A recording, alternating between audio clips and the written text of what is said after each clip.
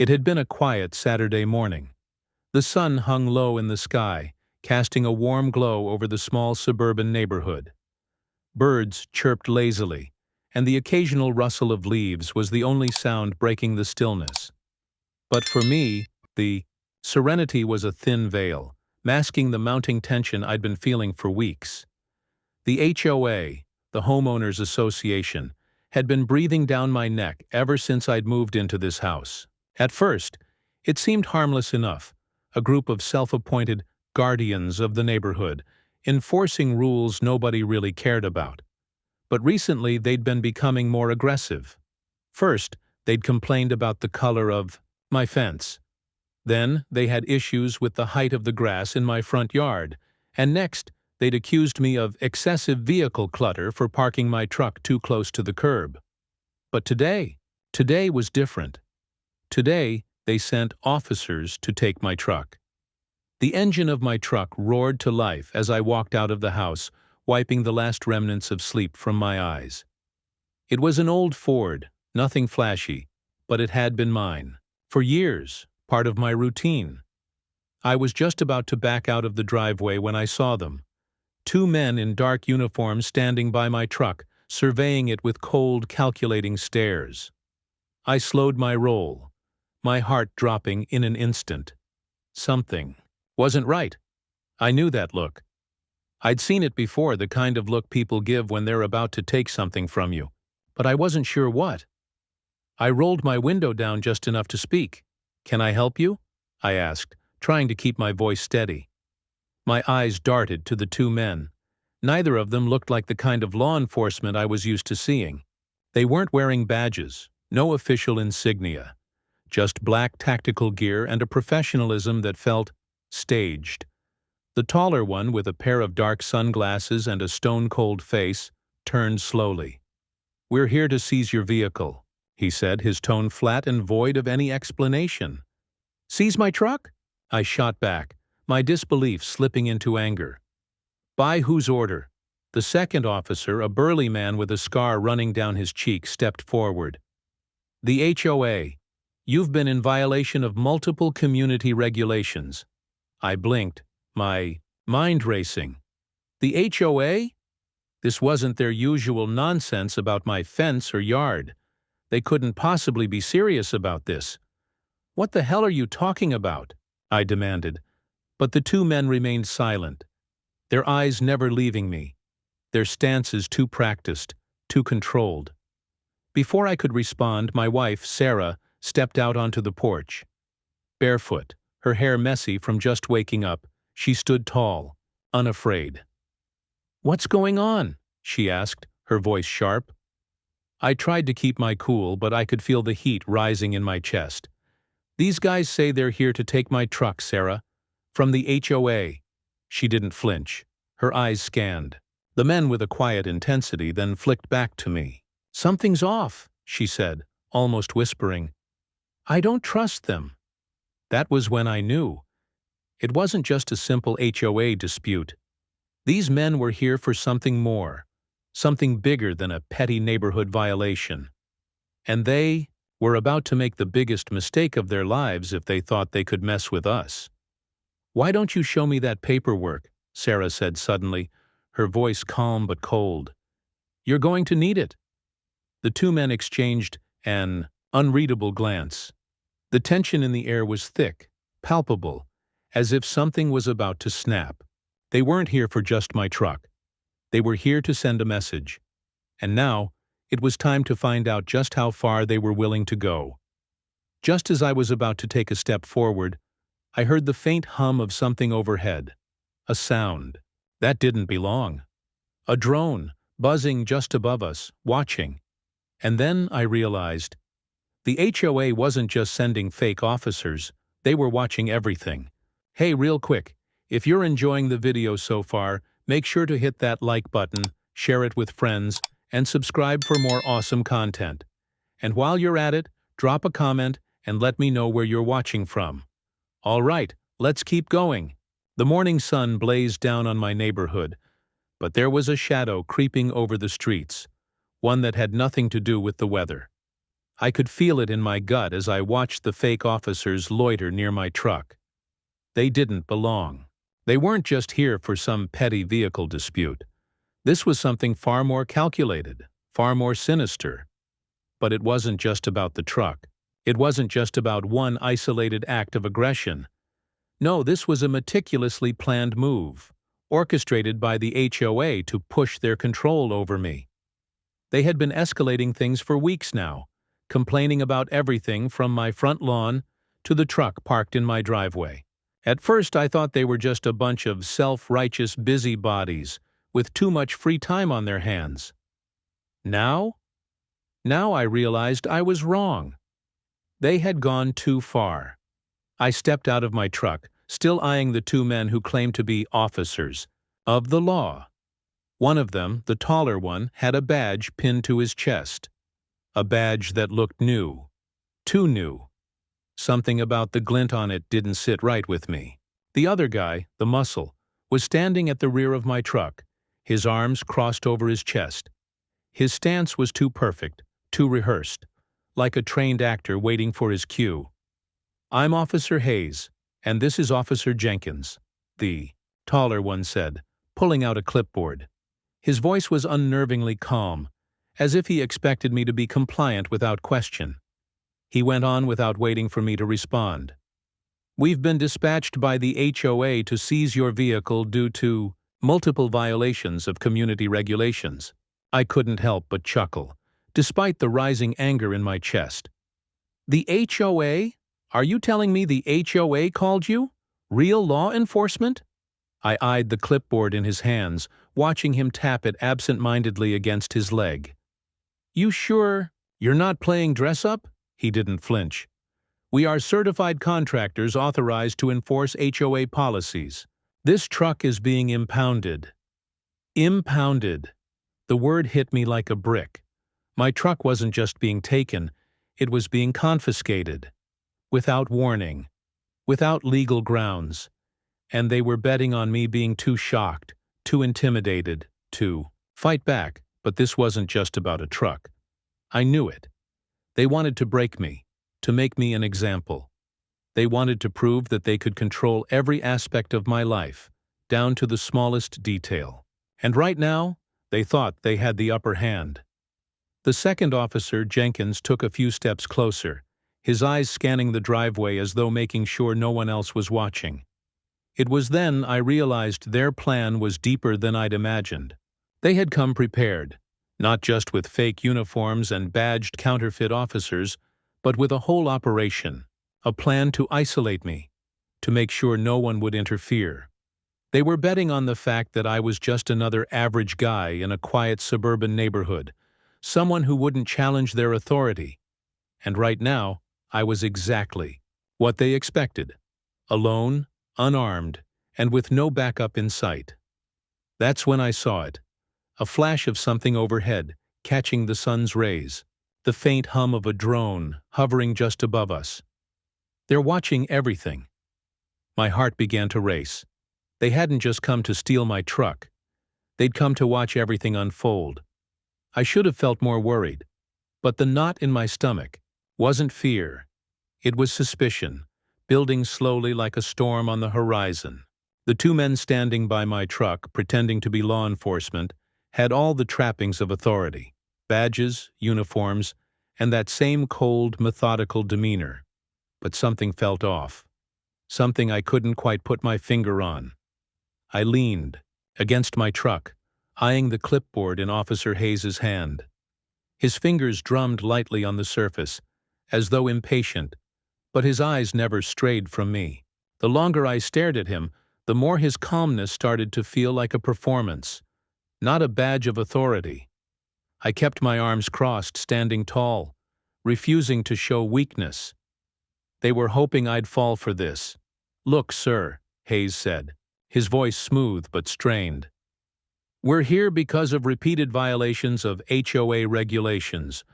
Your truck's been parked in that spot too long, and you've been warned about the landscaping, the yard work." He paused, looking me over, like he was gauging my reaction. "We've been dispatched to impound your vehicle." Impound. It was the second time he'd used that word. The more he said it, the more it sounded rehearsed. His lips didn't twitch. His gaze didn't shift. Everything about him screamed unnatural. I decided to play it cool, to keep pushing. "You say you're here on behalf of the HOA, I said, "but I've received no formal notice. No warning, no letter." I knew the law. This wasn't how it worked. The HOA had to follow protocol. His gaze flickered for a second. Just enough for me to notice. A crack in the mask. "We don't always have to send letters," Hayes said quickly, as if the words were forced out of him. "Sometimes enforcement happens faster." Jenkins, the second officer, was circling the truck, inspecting it, his boots tapping against the concrete with every step.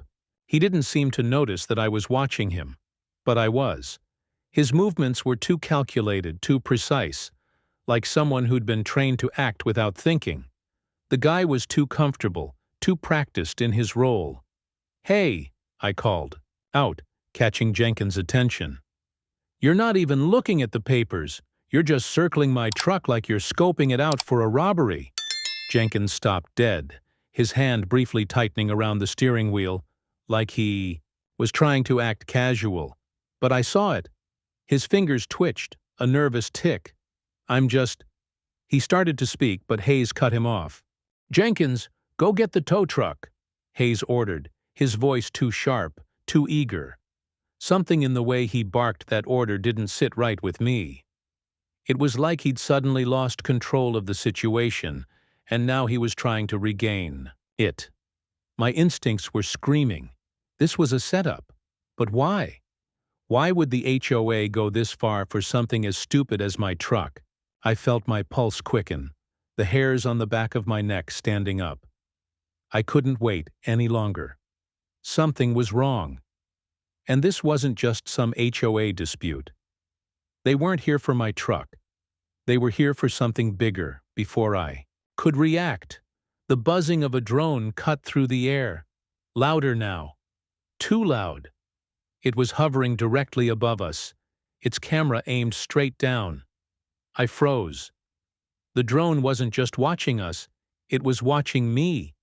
Hayes saw me look up at the drone, and a split-second hesitation flashed across his face. The kind of hesitation that made my gut tighten. I knew then. Whatever was happening here, it was about to escalate. I didn't need to look at Sarah to know what was happening. Her presence was a steady force behind me, silent yet commanding. She hadn't said a word since she'd stepped out onto the porch, but I could feel her calculating every move, analyzing every word spoken by those so-called officers. Unlike me, who was still reeling from the shock, Sarah was already 10 steps ahead. It was in her blood, this ability to think and act under pressure. She was barefoot, her feet planted firmly on the cold concrete, as if the earth beneath her was all the stability she needed. It was strange, I realized, how calm she was. Most people would be panicking by now, scrambling for a phone, calling someone for help. But Sarah? She was different. She was always different. She wasn't easily intimidated, not even by the most aggressive of situations. This was just another challenge, another puzzle to solve, and she didn't need shoes to do it. "Everything's fine," she said, her voice cool but laced with a sharp edge. She spoke directly to Hayes, who was standing a little too stiffly in front of me. "We just need to see the paperwork. You can't just take someone's property without a valid reason." Hayes blinked, caught off guard by her unshakable confidence. I'd seen that look before, when she'd bargained down a contractor who'd tried to scam us out of thousands, or when she'd talked her way out of a ticket from a cop who wasn't as interested in enforcing the law as he was in showing off his power. Jenkins shifted awkwardly behind my truck, like a dog unsure whether to bark or retreat. But Sarah wasn't backing down. She took a slow step forward, her bare feet barely making a sound, but the air around her seemed to tighten. She could feel it, the weight of the scam, the weight of something much darker lurking beneath this situation. "Let me make this clear," Sarah continued, her tone no longer friendly. You're not taking anything from us, not without a proper warrant or notice, and you're certainly not taking my husband's truck for a baseless HOA claim." The two officers exchanged an uncertain glance.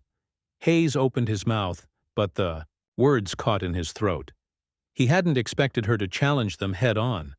He probably figured she'd be a passive bystander, someone who'd cower under pressure. What he didn't know was that Sarah had been through far worse than this. When I'd been deployed, she'd faced down every kind of crisis imaginable, from medical emergencies to financial disasters, and come out on top. She didn't flinch. Not even now, with the drone hovering above, buzzing louder with every passing second. I saw Hayes' grip on the clipboard tighten. His facade was cracking. "You have no idea what you're messing with," he said, his voice low and dangerous. Sarah tilted her head slightly, the corners of her lips lifting just enough to show she wasn't afraid. "Try me," she replied, her words colder than any winter. "Chill." And that's when it hit me.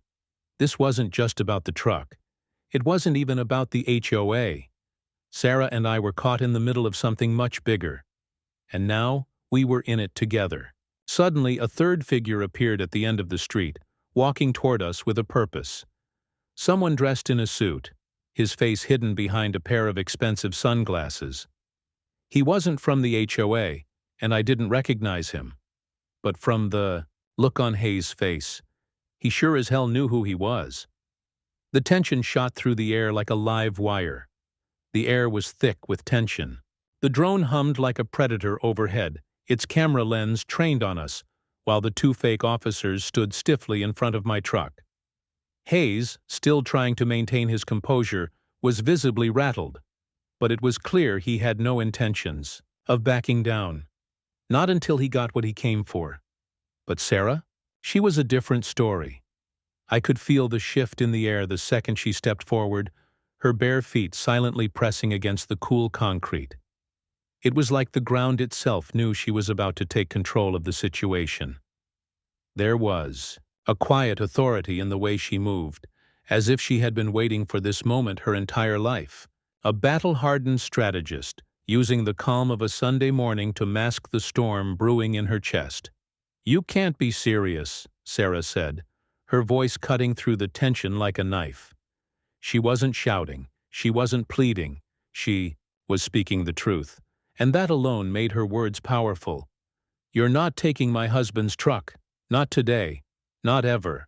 Hayes flinched, his eyes darting to the clipboard again, as if the answers were hidden somewhere in the paperwork. But there were no answers there. Just lies. "We're within our rights," Hayes began, but Sarah cut him off with a raised hand, palm outward, in a way that made him pause. "Not so fast," she said, turning her sharp gaze to Jenkins, the second officer who was still hanging back, eyes flicking nervously between us. "You there, do you even know what you're doing? Or are you just following orders?" Jenkins looked confused, like a man caught between a rock and a hard place. His eyes shifted to Hayes, then back to Sarah, but he didn't answer. And in that, "Silence!" Sarah pounced. She took a quick step forward, her bare foot light but sure. "You're not officers. You're not even close. I've dealt with plenty of people trying to pull a scam, but you guys take the cake." Her words dripped with mockery, but there was steel underneath. She wasn't just making a point. She was dismantling their entire operation with each calculated syllable. Hayes opened his mouth to argue, but before he could get the words out, Sarah's voice dropped lower, sharper. "You want to try something funny, Hayes? Go ahead. Call the real cops. Let's see how long it takes for them to realize your badges are fake." She stepped closer to him, until they were only a few feet apart. "You've got two options. You can turn around, walk off this property, and pretend this never happened. Or you can stay, and I'll make sure the whole neighborhood knows exactly what you're up to." For a moment, there was a tense silence, the kind that felt like it would crack at any second. Hayes' hand twitched toward his side, where a gun might be holstered. But he hesitated. He wasn't prepared for Sarah. No one ever was. Sarah didn't give him the chance. She angled her head, locking eyes with Jenkins, who had backed up slightly. "How much are they paying you anyway? Doesn't seem worth it to me." The humor in her voice hit him like a ton of bricks.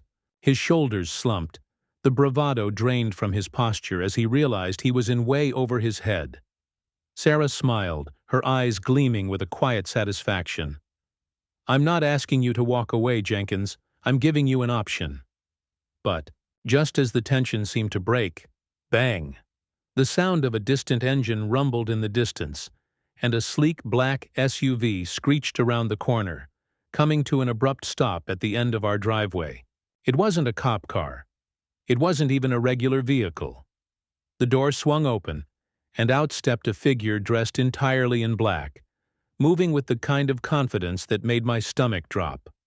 Something told me that whatever was about to happen next, it was about to get a whole lot worse. The black SUV's tires squealed as it came to a sudden stop at the end of our driveway, the gravel crunching under its weight like a gunshot in the stillness. My heart skipped. My breath caught. I didn't need to see the driver's face to know the game was about to change. But even as my mind raced, Sarah remained a force of nature, unshaken. She had already torn through the fake officer's lies like a hot knife through butter. And now, they were standing at the edge of their bluff, their masks slipping. Hayes wiped his brow with a shaking hand, his composure evaporating like water under a magnifying glass. Jenkins, the younger officer, was the first to twitch.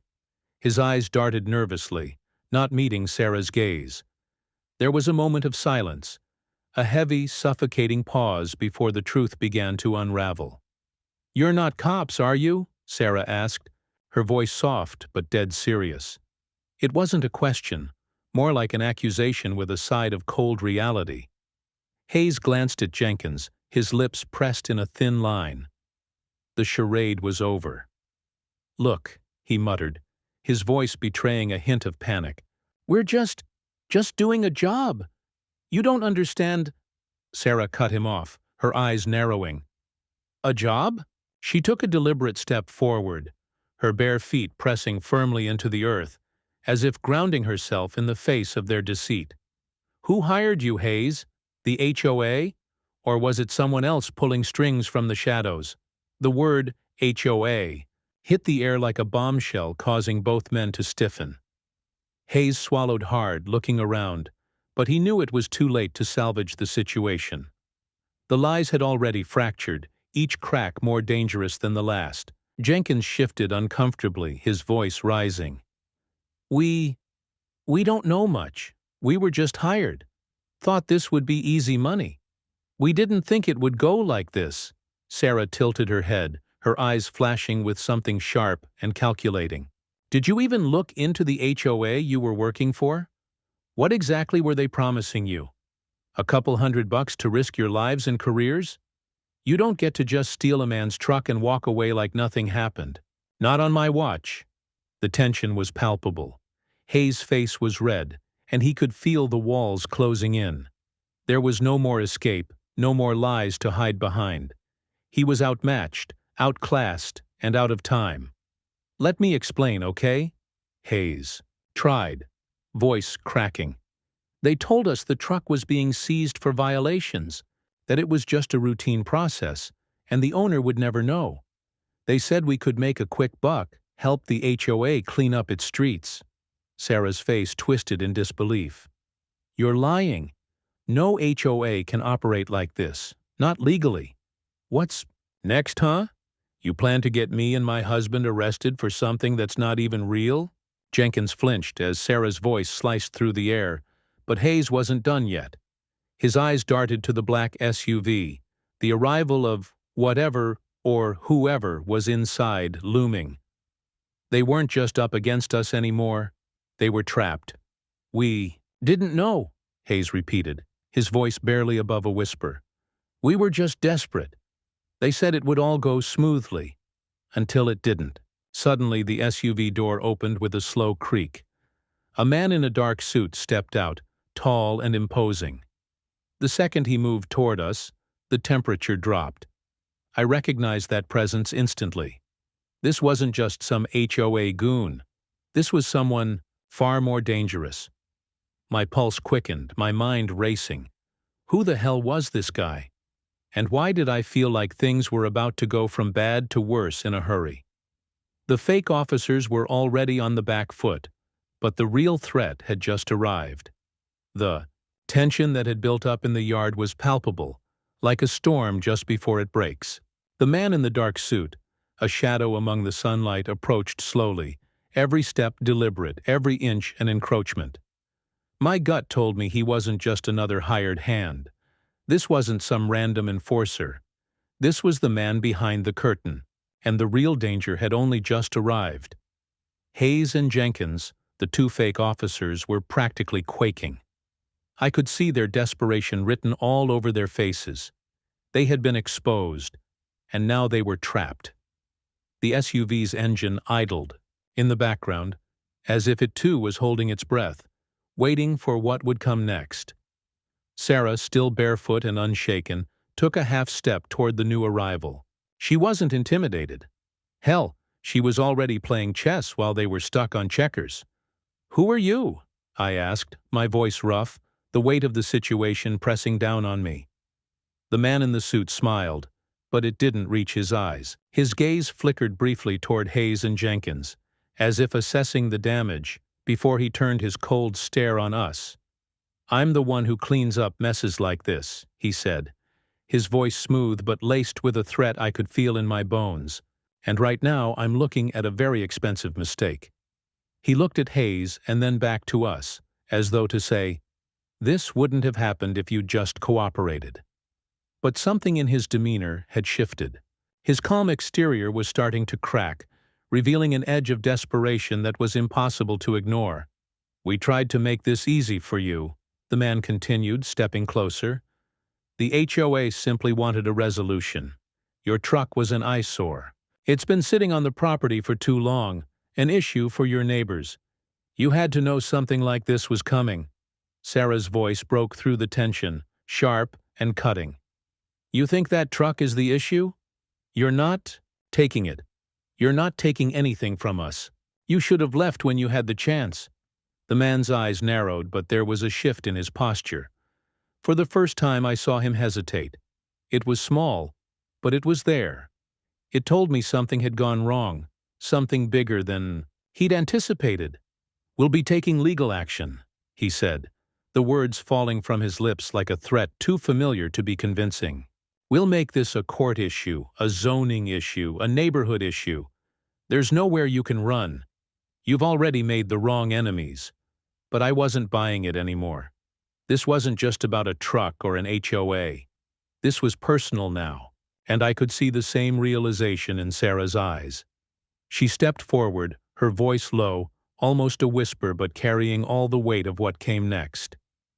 "You really think we'll back down? You've got a lot of people in that HOA, don't you?" "But they didn't count on us, did they?" The man's eyes flickered briefly. Something about the way Sarah said it, as if she knew the truth about them, that they were out of their depth. The HOA had miscalculated. They had underestimated us. They'd thought they could steamroll us with legal threats and underhanded tactics. But they hadn't counted on Sarah's mind, or the fact that we weren't as alone as they thought. Suddenly, my phone buzzed in my pocket. I pulled it out and saw a message from our lawyer. "They're panicking. You have the upper hand. Don't back down." I locked eyes with Sarah, and we both understood. This was it. The HOA had pushed too far, and now they were grasping at straws, trying to claw their way back from a mess of their own making.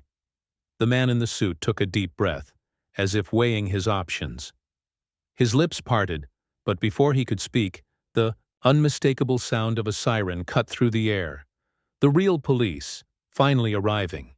The tables were turning, but the question remained. Was this really over, or was it just the beginning? The sound of sirens was no longer a distant wail, but a deafening chorus that seemed to swallow the tension in the air. I could feel the shift, the weight of the moment hanging in the balance as the man in the suit, the one who thought he could intimidate us into submission, tensed, visibly shaking as the real authorities pulled up in the driveway. His smug expression faltered. This wasn't how he thought the day would go. Behind me, I felt Sarah's presence, steady, unwavering, and I knew it was over. The tables had finally turned. The officer who stepped out of the squad car was familiar. I'd seen him around the neighborhood before, a no-nonsense kind of cop who didn't tolerate bullshit. As soon as his eyes locked onto the black SUV, his demeanor hardened. He didn't even need an introduction to understand what was happening. "You, in the suit," Officer Davis called, his voice cold. "Step away from the truck." The man stiffened, as though momentarily unsure of what to do. He glanced toward Hayes and Jenkins, who were cowering in the corner, clearly unable to help themselves. They had been mere pawns in this twisted game. "I said step away," Davis repeated, taking a few more steps forward, his hand resting on the holstered weapon at his side. The authority in his voice made it clear that things were no longer in the hands of the HOA. He was in control now. "What's this all about?" the man in the suit asked, his voice rising in an attempt at confidence. But it was too late. His facade was unraveling faster than he could hold it together. "I'll tell you exactly what it's about," I said, stepping forward. "You thought you could manipulate us, steal our property, and use the HOA to shield yourselves. But you're not dealing with just anyone. This is our home. And now it's your problem." Sarah shot me a glance.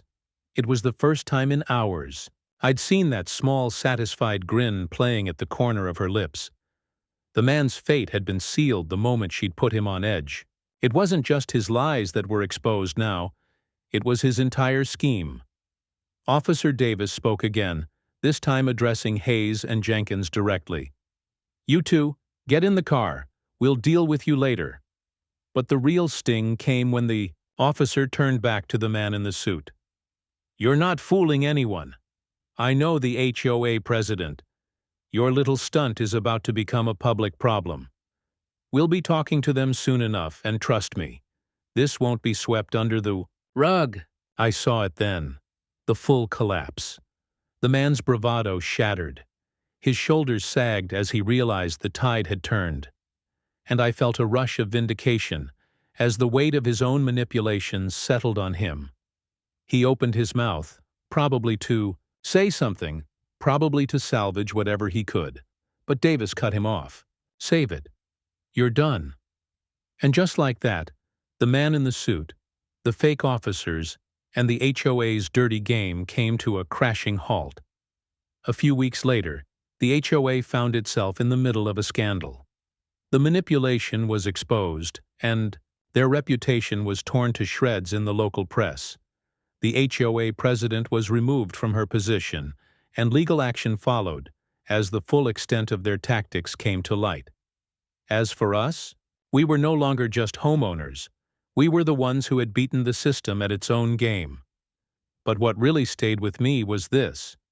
As Sarah and I stood in front of our home, watching the news report unfold on the television, we shared a knowing glance. We hadn't just survived. We had won, and the HOA would never dare mess with us again. The next morning, I woke up to a text from Sarah. It was simple, but it said everything. "You know, I kind of like this idea of fighting back. Maybe we should do it more often." And with that, I knew one thing for sure. No matter what life threw at us, the game was on, and we were going to play it to win. If you enjoyed this video and want to see the next part, let me know in the comments. Don't forget to like, share, and subscribe to stay updated. See you in the next one. Your support means the world.